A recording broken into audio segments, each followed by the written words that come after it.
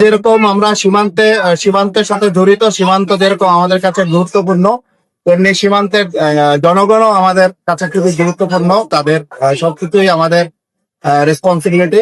তো ফেরি অংশ হিসাবে আসলে সীমান্তের জনগণের আমাদের যে কোমলমুখী শিশুরা আছে সীমান্তে, তাদের ভিতরে যাতে শিক্ষা কার্যক্রম আরো বেগবান হয়, ওটারই একটা ক্ষুদ্র প্রয়াস মাত্র। এই প্রয়াস আমাদের জারি থাকবে। সীমান্তে যেসব স্কিমগুলি প্রত্যন্ত অঞ্চলে আছে, আমরা চেষ্টা করব আমাদের মহাপরিচালকের দিক নির্দেশনা মোতাবেক এখানে আস্তে আস্তে করে আমাদের শিক্ষা উপকরণ পৌঁছে দেওয়া এবং আর কি কি করা যায় যাতে লোকজন স্কুলমুখী হয় এবং শিক্ষাকে আরো বেগবান করা যায়, সেটাই হচ্ছে গিয়ে বিজিবির এই প্রয়াস। বিজিবি এত সুন্দর একটা উদ্যোগ নিচ্ছে, তো অনেক ধন্যবাদ।